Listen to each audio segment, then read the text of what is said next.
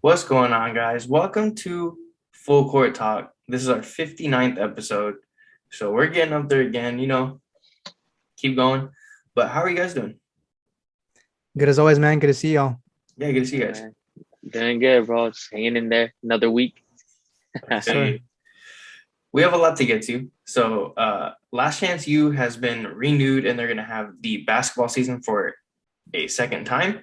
It's going back to East Los Angeles Community College, so that's going to be a fun topic. And then we'll talk about John Wall and the Houston Rockets. They have mutually agreed to part ways, so we'll talk about that.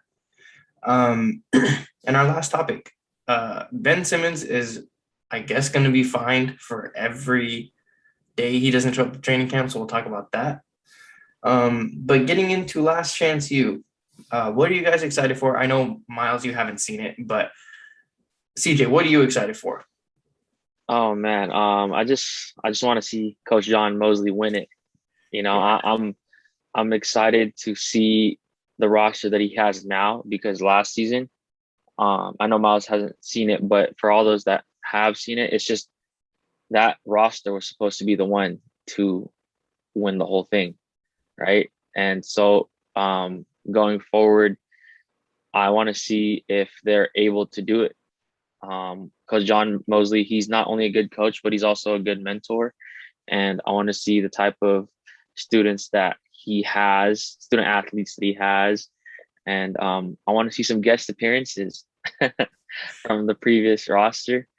And, I love documentaries like this because they inspire me to want to hoop. And, I definitely love just watching the raw emotion of the whole documentary process. And you know, Spence knows that I haven't seen the football ones. The basketball season is my very first season watching Last Chance U. But I'm just excited to see John Mosley and the coaching staff, return because that first season for basketball was really good, and I'm looking forward to seeing them, return and hopefully being better than the first. Yeah, I mean, I think it was definitely the best season out of them, but obviously I'm biased because I'm a basketball fan.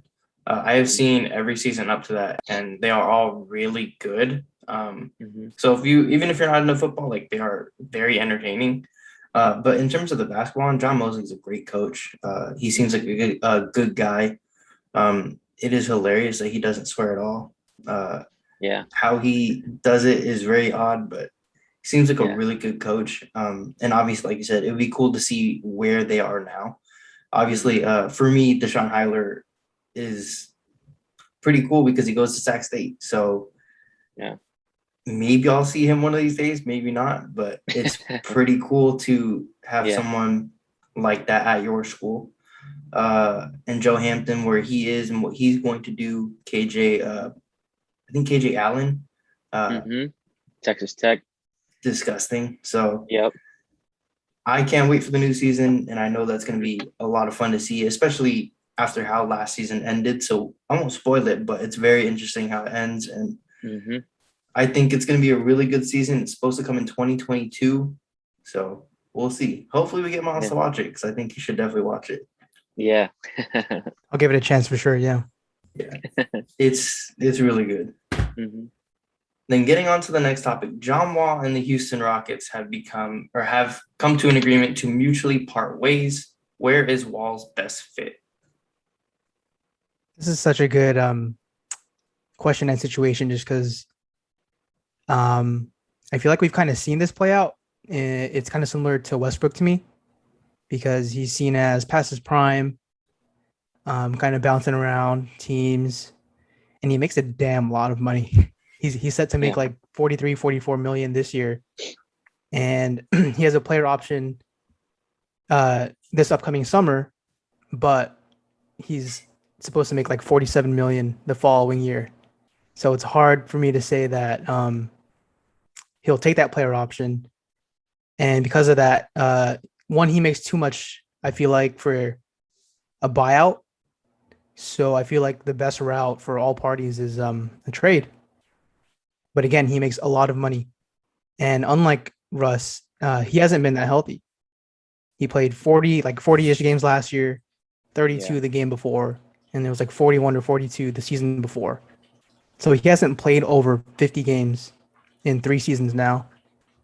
Um, the one clear fit I see just because of the team and they can pull it off is the Sixers.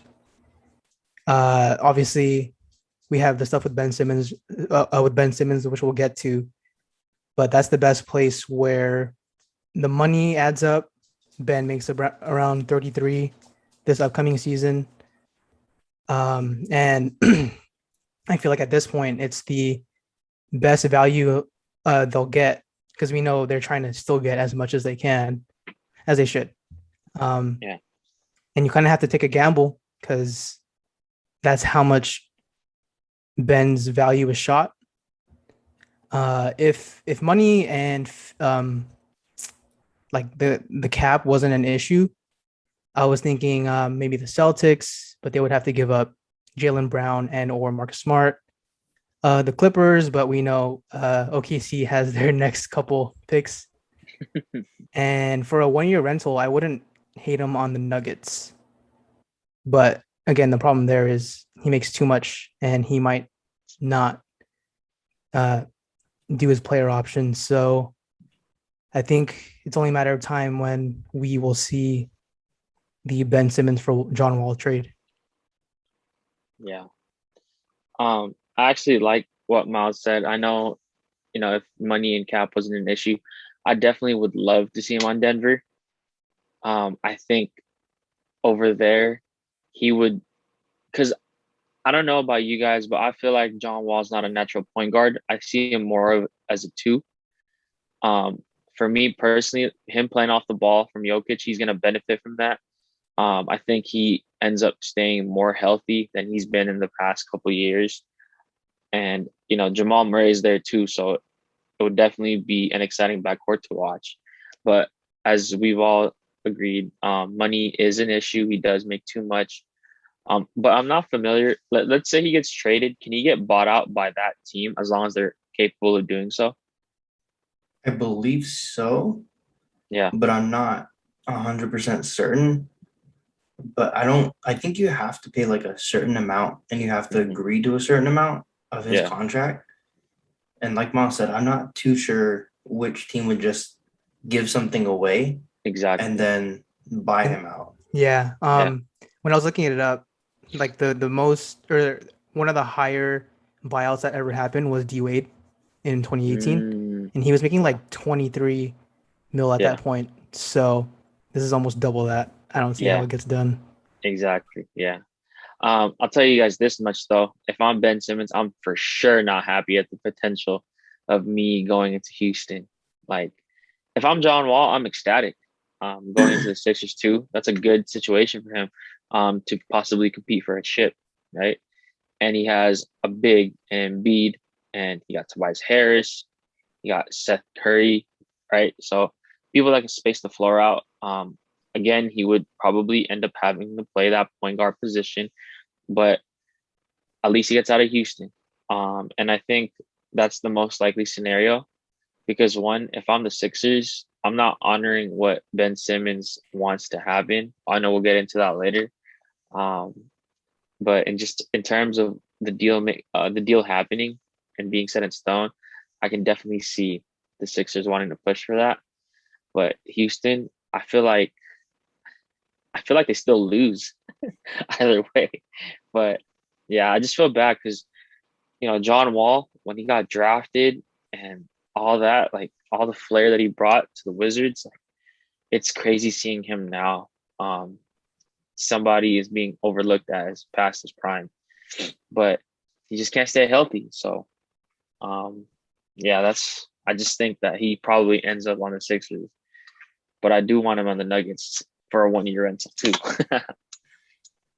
Yeah, I think with John Wall, it's like his contract is worth well over 90 million. I think it's 91 total Yeah, if he accepts that player option, which I think he would be dumb not to, because 47 million is 47 million.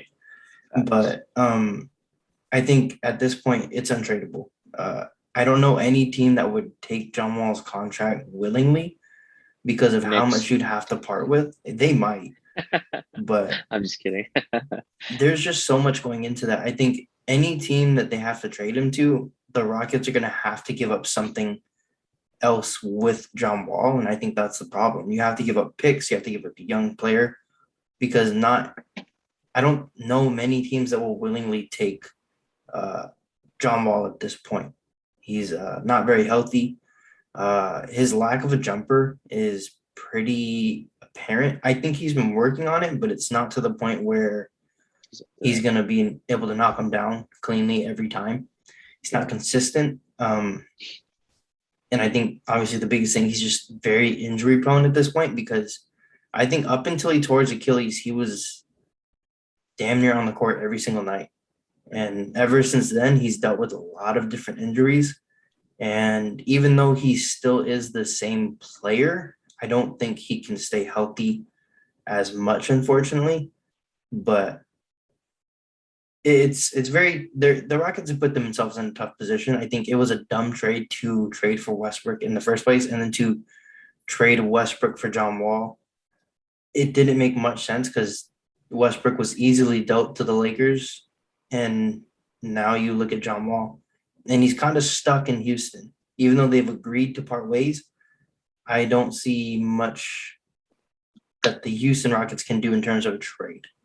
They might have to buy him out, and I think that's his only way out of Houston. I think because if I'm the Sixers and I'm trading Ben Simmons for John Wall, you're going to get an injury-prone guy who plays very similar to John Wall, and you think that's going to be the tough part to sell. But if he does get bought out, I could see him going to the Lakers because I know they've been connected to him, and maybe the Nets because, I mean, those two teams seem to get every person that gets bought out. So either of those teams will probably get him. But would you guys even want – I mean, this is a dumb question. Would you guys want John Wall? Yeah. Hell yeah. Come on. No, honestly, give me all the walls. Before the Lakers traded for Westbrook, I honestly saw him as a potential candidate to be bought out, like you said right now, to be bought out and to just join the Lakers.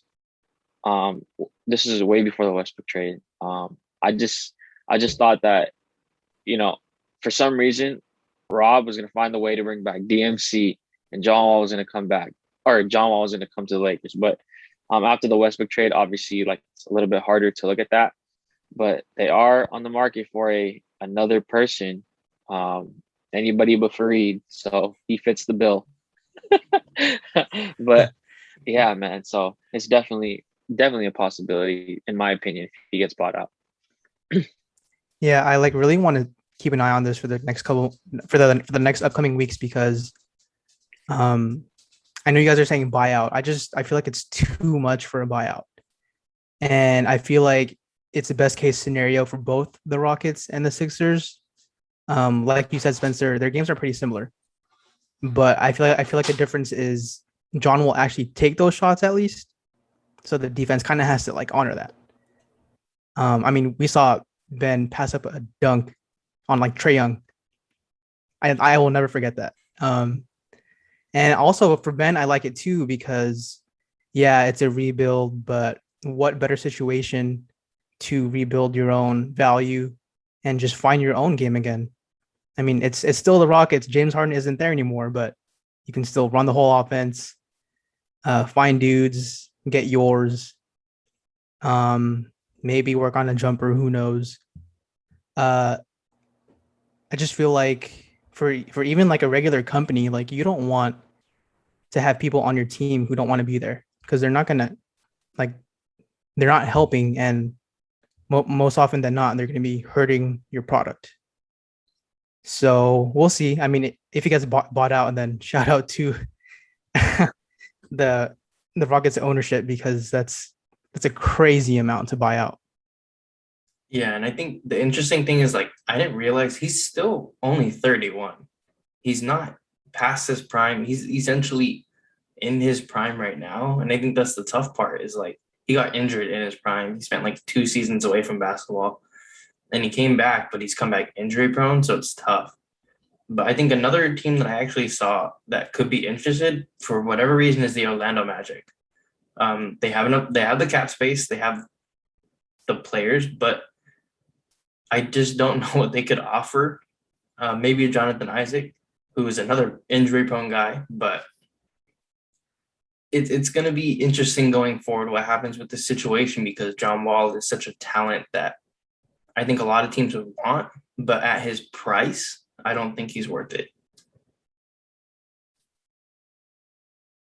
But going on to the Sixers, even though we talk about them, it seems like every week, it seems like they're the only ones who keep giving us topics. So recently, the Sixers have come out, or I guess they didn't come out and say it, but sources have said that the Sixers plan to fine Ben Simmons until he shows up to training camp or the season.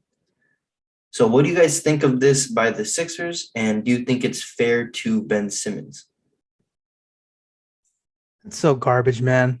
I don't know. Like this all started, I feel like, with Doc in his post-game conference saying when he was asked, can you win a championship with Ben Simmons? And he said, I don't know. Like at that moment, you get the ball rolling of getting him out of town. So I don't know how you're going to publicly take shots at him and then find him when he doesn't want to come in for you. It's such an American thing, right? Talk bad about your employee and then find them when they don't do what you want. It's garbage. And I saw that Ben's like willing to give up 1.3 million in fines, which is fine because he's gonna make like 33 million. But I mean, just still the principle of it is just garbage to me. And I don't know how they're not catching more heat. Hopefully other players see this and are hesitant to go to the Sixers, but it's just garbage to me. Yeah, I think it makes, well, one, I agree with Myles. I do believe it all started with that post game comment. I know Doc tried to apologize and try to backtrack and say that, the question was misunderstood, all that stuff, as he should, right? But we know the message that he was trying to get across. And I think Ben Simmons, the way that the situation is making him seem like, he's honestly becoming a princess. I know that's not what he's trying to look like, but what the Sixers are doing, that's what it's going out to the public. And like if he is out of town before, maybe during the season, like when he comes back, it's just imagine AD, that situation with AD, right? The only thing different is he didn't wear a shirt that said "That's all, folks," But I think honestly, the way both sides are handling it, it's not mature, it's not professional. One, those comments shouldn't have been made.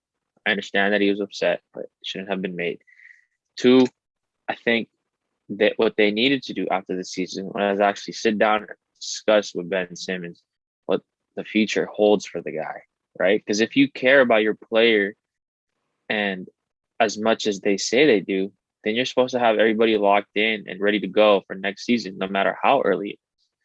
And I think this situation just goes to show they have no faith in the guy improving and that they want to keep Embiid. They want to go all in on Embiid, right? And if I'm Ben Simmons, I don't know what his outlook is. Everybody says they want a championship, but if he doesn't care about winning ships, then like we discussed earlier, the situation in Houston can benefit him. It's his team, right? He's going to be the new lefty in town, and he's going to be running with some guys that are hungry to play, and they're going to be a young team. And I think it might be reminiscent of his LSU days because he's going to be that guy again. But it's just this whole situation was mishandled. Every season, there's always that drama, and this is it. So it's going to be very interesting because, like Myles said, Ben Simmons can definitely afford to get fined, but at the end of the day, it's money that he could keep if this whole thing didn't start, right? So I do blame the Sixers first because if you call out a player, I say you get prepared for the repercussions right after. So. Yeah, I agree. I think the Sixers have handled this very poorly, but so has Ben. Ben decided to ghost the Sixers during the entire offseason, which I understand from his perspective of like they disrespected you publicly and then they want you to show up anyways. I understand. That's frustrating. but you can't ghost everyone on your team. And you need to like maybe talk to them. It's not that hard. Daryl Morey, we know, is a very petty person. So I would not be shocked if he's had a couple of deals that he's really liked, but he's just wanted to keep Ben Simmons to be petty. Obviously, he hasn't gotten anything worth pulling the trigger for, but it's just a very frustrating end for both of them. There's no win-win. The Sixers essentially drug Ben Simmons through the mud by allowing the media to tear him apart and allowing Doc Rivers to speak on him publicly like that.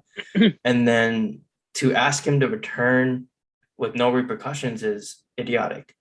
I'm not sure why you would want him back if he doesn't want to be there, but it seems like they don't even want him to contribute at this point. They only want him to build his trade value. They don't want him to contribute to winning a championship. They want to trade him to get a De'Aaron Fox, to get a Damian Lillard, which they're not. Both of those have been turned down. So it's just very interesting to see how the Sixers have maneuvered their way through this drama. I think some teams handle it very well. The Sixers have handled it very poorly.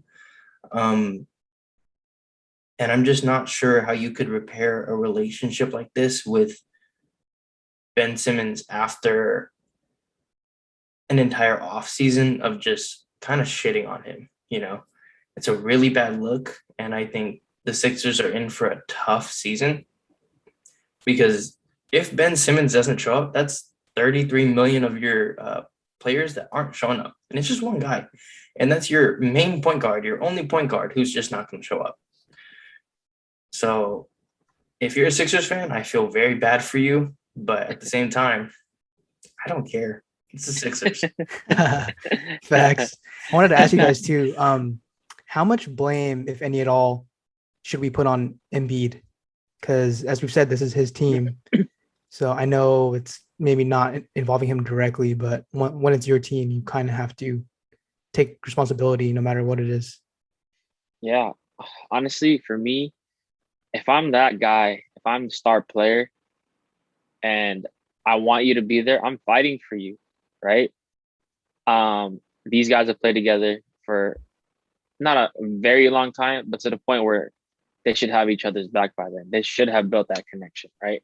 So if I'm that best player in the team, allegedly, according to my peers, I'm fighting for all of my guys. I don't care if you play with me as a starter or you warm the bench, because a team is a team. So this just goes to show that Embiid is, by him not commenting, you get the assumption that he just doesn't care, right?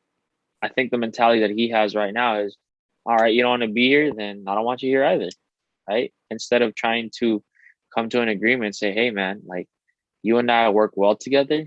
Let's get the ball rolling, try to make things work so we can compete for shit. But unfortunately, it doesn't look like that. So I think that it's either he's mad that this is all going on, it's very distracting, or he just doesn't care. I think there is no in between. Yeah, it really doesn't seem like Embiid cares about the entire situation. I think he does, to a point where it's annoying to him that it's being spoken about every single week. Yeah. And I'm sure there are people on the streets asking him, like, oh, where's Ben going to go? Oh, is Ben talking to you? Because we've heard that Ben Simmons is ignoring Joel Embiid. So yeah, I think he's probably frustrated with the whole situation, even though it's his team. I don't know how much of the blame it would be to him. Because we've heard that the Sixers organization has babied Simmons since he's gotten there, and maybe that's why he hasn't been able to get better or reach his potential. But it's definitely got to be frustrating for Embiid, because this guy is you're supposed to be your running mate, your number two. Yep. And he's just leaving you high and dry for the season. Yep. Agreed. Yeah. But I think one of the things that's going to be most interesting for the upcoming season is, like, where do the Sixers even rank? How do you rank them? Because with no Simmons, like, they got no playmaking. I think Seth Curry becomes their point guard, right? Yeah. Either him or Shake Milton. And Shake Milton. Who? Nice bench player, but yeah. Yeah. Like, you're right. They're not even top four. It wouldn't. And I don't even know if they're better than the Hawks, to be honest. Yeah. Yep. So They lose Agreed. so much on defense. Yeah. yeah, If you're playing a backcourt of Seth and Shake, like that's not good. That's going to be very tough for them to guard anyone, unless you throw Matisse in there as the starting two, which is offensively, I guess he's like Ben, so maybe that's good. But Yeah. it's going to be a tough season for the Sixers if Ben Simmons agrees to not play at least. True. But that's going to do it for the 59th episode. This has been a lot of fun. I'm glad that we keep doing this. The offseason is tough because there's not much going on. As you can see, we keep talking about Ben Simmons every week because there's something new happening every week. But check out our social medias down in the link below. Please like, comment, and subscribe. But that's going to do it for us. So we'll catch you guys in the next one. Peace.